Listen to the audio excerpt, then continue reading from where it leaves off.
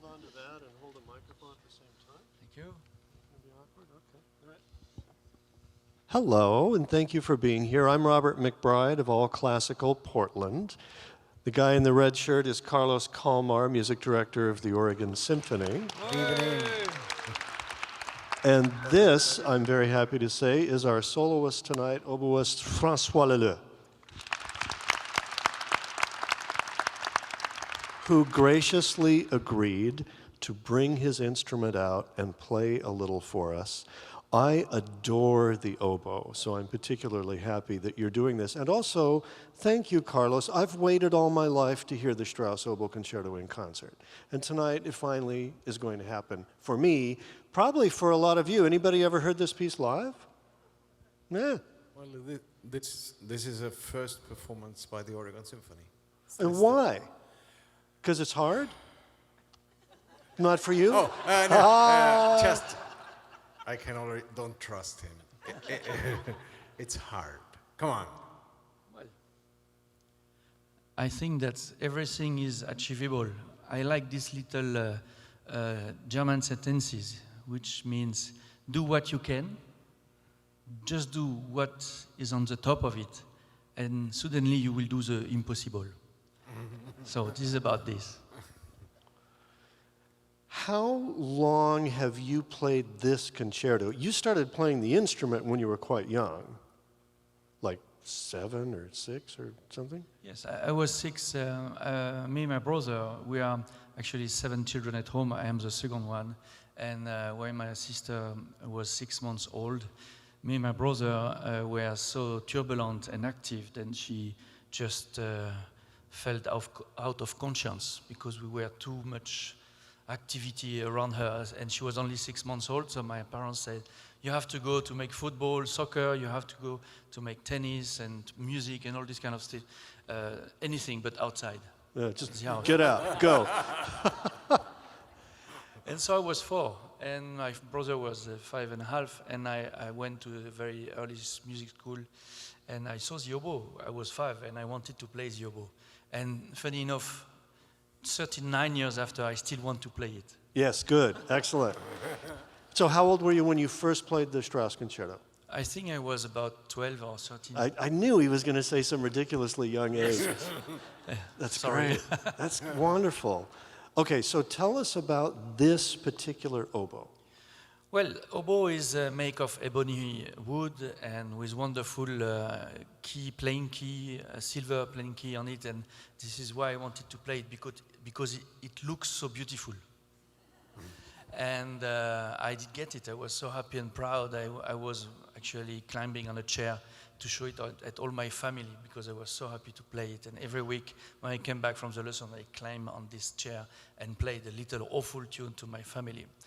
But actually, this is very interesting because oboe has been done to unify people in a little village. It was a very sonor instrument, and it is still a very sonor instrument. It's very loud. This is why the oboe gives an A to the orchestra, because it's in the middle of the orchestra and because everybody can hear it. If the flute gives an A, and it's not possible for everybody to hear that, and the violin is too much in the front, so the oboe is really very good for that. So that's a reason why the oboe was always to unify the village and to just notice that something important is going to happen. So this is why it's so sonor, and also it's very expressive because the bore inside is conic.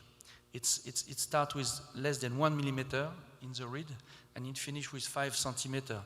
So it makes all the expression and the tension in it. So that's why Bach used it so much as well, because actually in the oboe you have a lot of tension. So Let me hold that. hold there. Okay.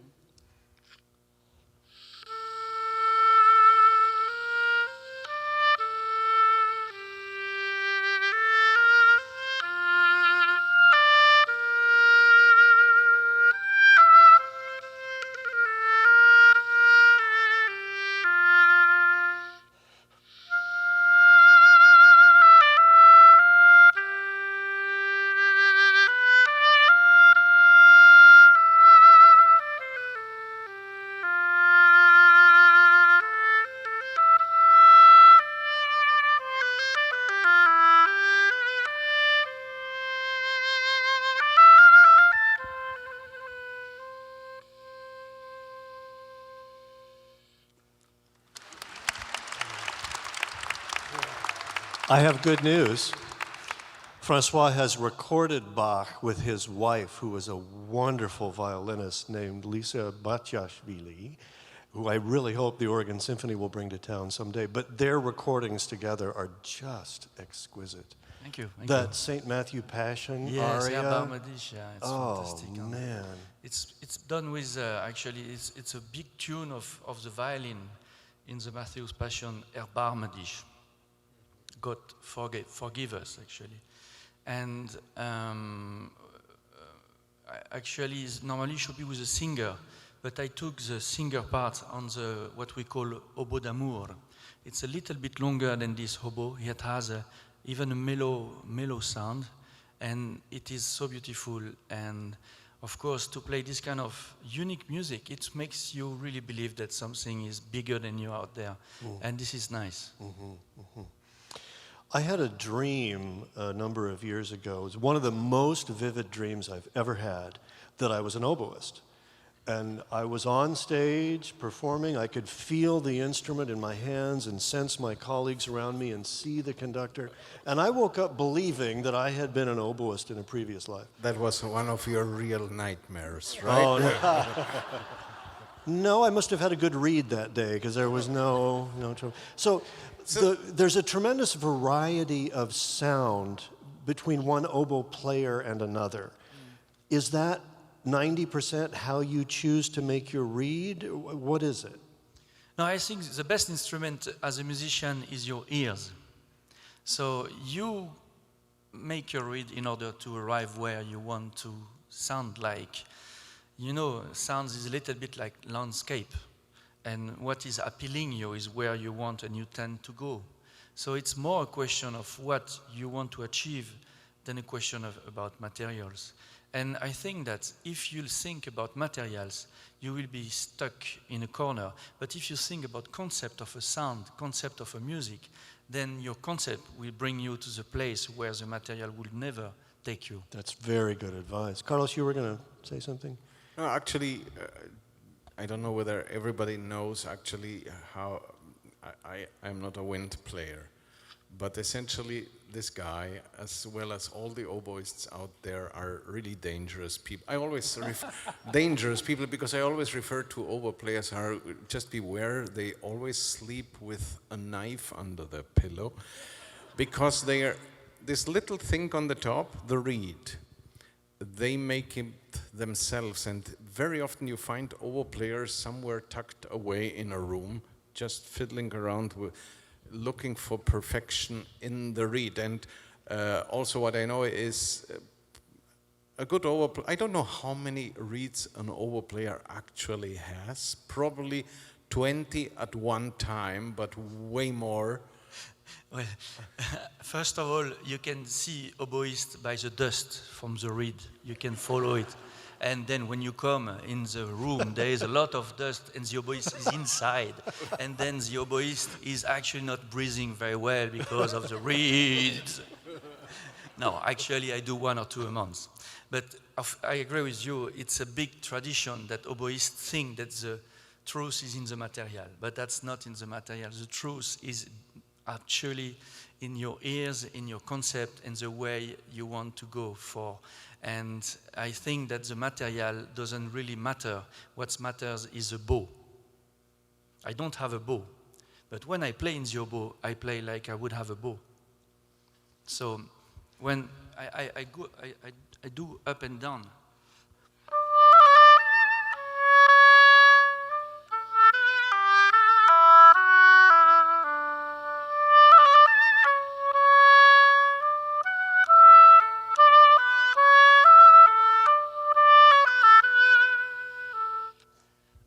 Write it with a bow, you know, it's Stravinsky, Pulcinella. But what did you play that made Lisa fall in love with you?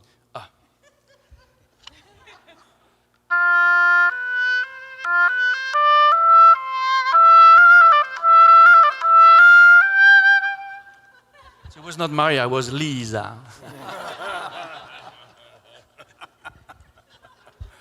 Actually, it's comparable because we are all accustomed to see violins and we know, oh, beware. violins are very expensive instruments, and the great violins of our time all have Stradivarius, or some of them have Guarnero. The fact, actually, is that I was, once upon a time, a violinist. If you give me a Strad, probably it won't sound that great. And if you give the same violin to Joshua Bell, first of all, he plays a little better than I do. And second, people like him have a better concept of what a violin should sound. Well, getting back to that, and you say the materials are not what matter. It's your ear, it's your concept, it's your artistry. There's so much of that in music. The pianists can make a piano sing. A piano is a box of diminuendos. You can't make it sing, and yet some pianists are able to do that. And conductors, the magic that you work is just incredible. And your skill transcends the limitations of the equipment. Yes, totally. Huh? Yeah. Yeah, it's amazing and wonderful, and will always be.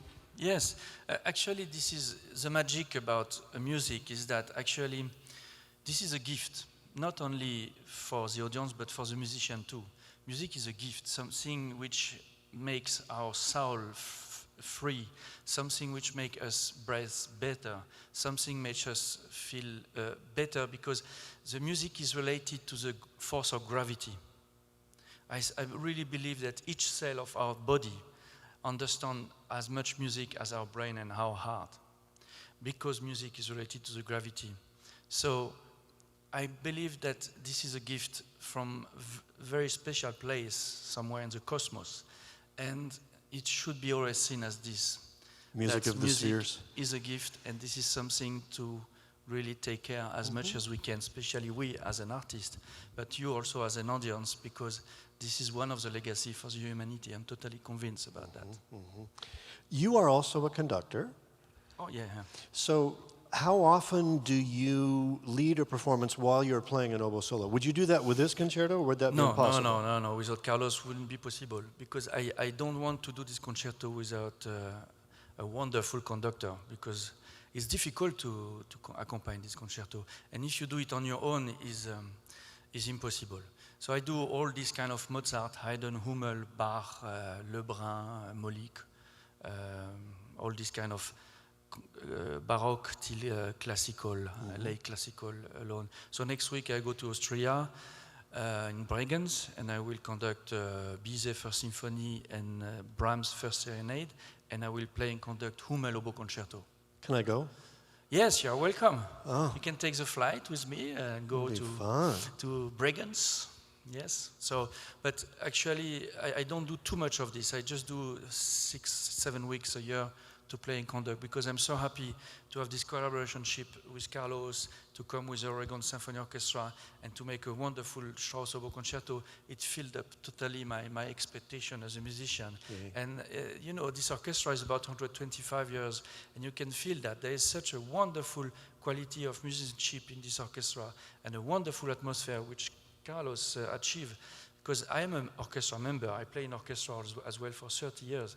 But the atmosphere and the way of playing and the commitment to music which Carlos and his musicians achieve is very special. You can feel it.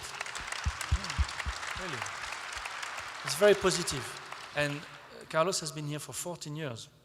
And actually, to keep this atmosphere, this way of working so intensely, with not any minute of rest, that's something really special. And I must say, I'm very happy to be here with you.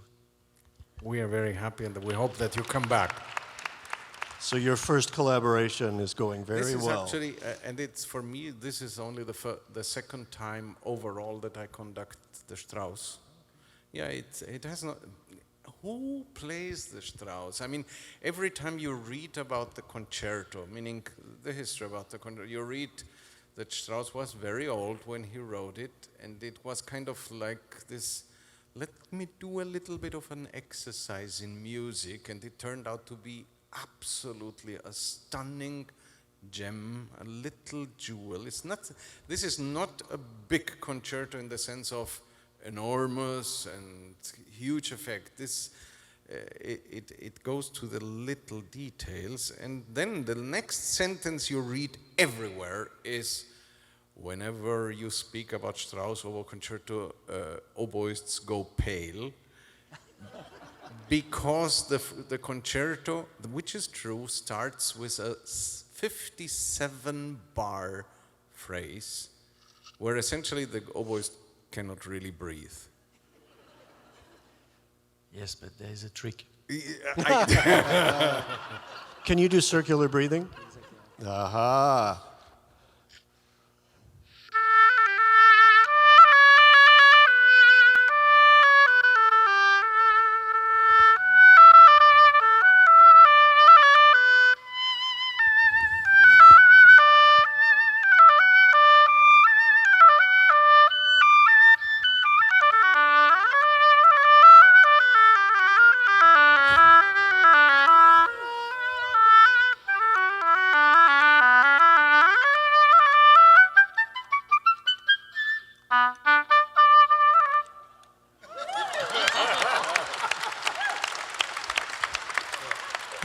Breathing is for wimps. Yeah, it's just a legend.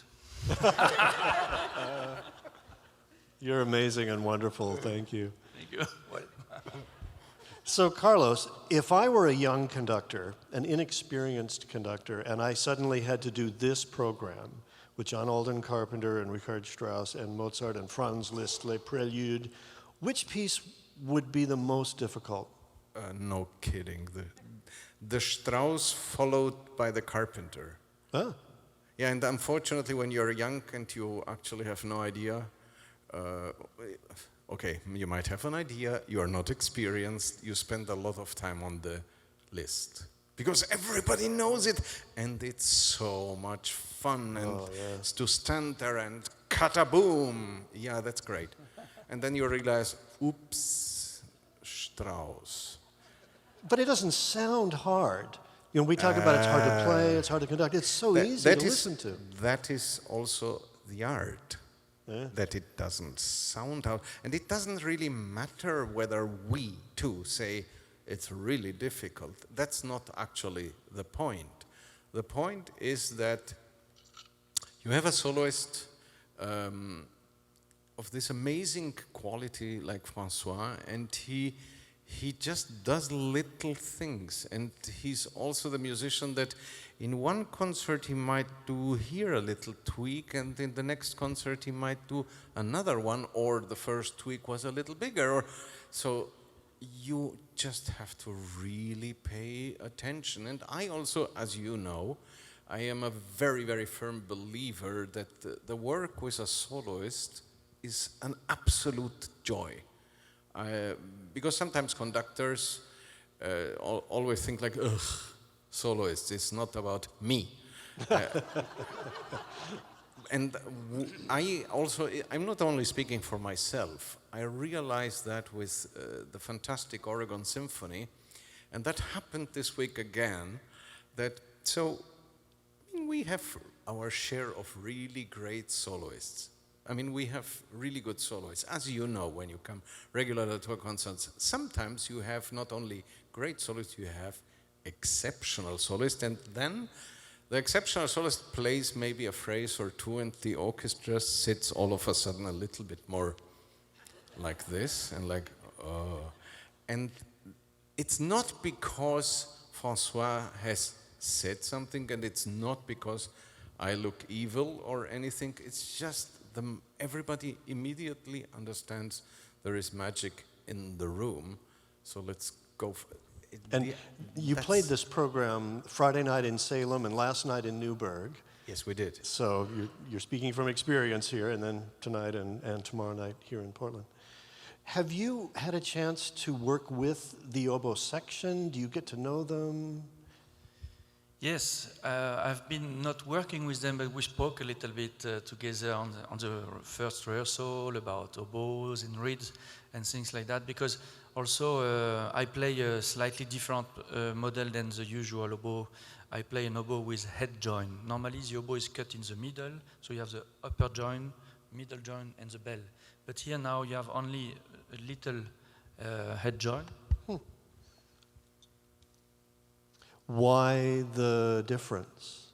Does it give you more? And all the hands, all the music is on one piece of wood, which makes it much more homogeneous and logical. It's not cut in the middle. Ah, And also, you can change the head joints as much as you want, shorter, longer, different wood as well. So it's really nice, and it makes it very interesting. So of course, it's always interesting to exchange a point of view about instrument, because yes, I think that it's important to be involved in each layers of what you are doing. So I'm happy to help to develop the instrument. how long will this oboe last? Only 3-4 years. Well, that's not very long. No, because I am very acid. You are acidic? Acidic, yeah. Huh? Now Could have fooled me, I don't know. No, but when you play the oboe, you have a little bit of, I don't know how you call it, and there is some enzyme in it. Des enzymes? There's an enzyme in the condensation in your breath? And then the oboe bore gets a little bit bigger with the time, and then it doesn't work anymore. It's difficult for intonation. So you have to change every 3-4 years. Yes. So what do you do then? What will you do with this oboe when you buy a new one? Oh, well, I sell it to somebody who start, or somebody who wants a proper oboe. But for me, it's not good enough anymore, so I change quite often. Yeah. It's not like the Guarneri del Gesù from my wife. Yeah. It's 300 years old, just 100 times more.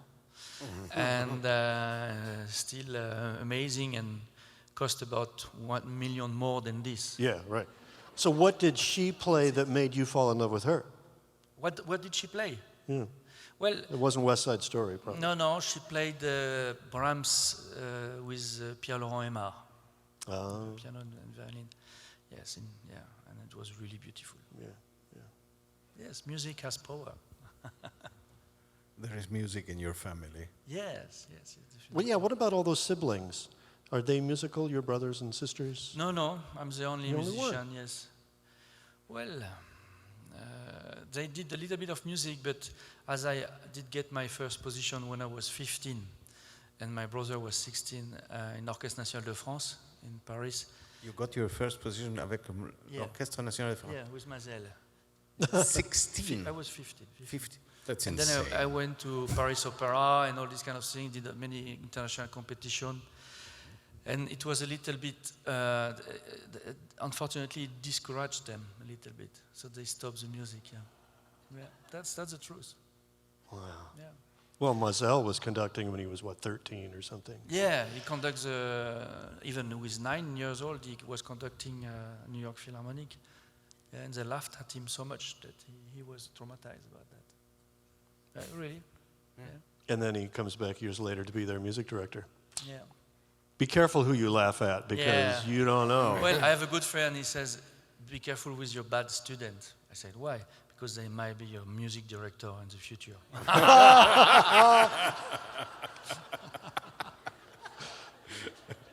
You never know. Okay, Carlos, how would you like to wrap this up? What you got? I have to say one thing about Sea Drift. Okay, the first piece on the program. Because this is way more interesting to have François here and talk about the instrument and etc. But and then in the second half of our program with Le Prélude by Liszt, you probably know it, and then, so to speak, unknown symphony by Mozart that we have, the Oregon Symphony has never played, but it's Mozart. Carpenter, though, John Alden Carpenter's Sea Drift is a very interesting piece by a composer who has, if you look at it from today's time, it's a little bit of a sad story, because this composer, American, was revered. He was very well respected, regarded, had stuff to do, and then he died and disappeared. Nobody does this. Nobody does Sea Drift, and nobody does he has maybe 2-3 other kind of famous pieces. One is called Adventures in a Perambulator. Cute little piece. I did that too. So I feel myself like I am a carpenter champion. It's a very expressive piece, very melancholic, very has a lot of tension, but it's kind of quiet, and it speaks about the observation of a young boy. It's based on Walt Whitman, poet Walt Whitman, on a poem that he wrote, and it's based on the observation of a very young boy who sees two mating seabirds, and then the seabirds just take off. And what the boy sees, and everything kind of in the setting of a sea drift. There is one little thing that is kind of funny about Mr. Carpenter, which is the parallel between John Alden Carpenter and Charles Ives. They lived at the same time, both American. Both of them actually did, you know, when you want to make a joke about Charles Ives, you always say he was a fairly good composer for an insurance guy, because that was what he really did. Carpenter ran a company. Carpenter actually for 30 years was the CEO of Carpenter & Co. and was a musician. No, he wasn't a musician on the side. He really wanted to do music, but he had to run the family business. In those things, there are parallel. But today we play Ives, we don't play Carpenter. You're going to be surprised. It's really beautiful. I love this piece, actually. I agree. Wonderful program, Carlos. Thank you for being here. Enjoy the Thank concert. you. François Thank you. Leleux, Carlos Kalmar, Robert McBride. and you. See you soon.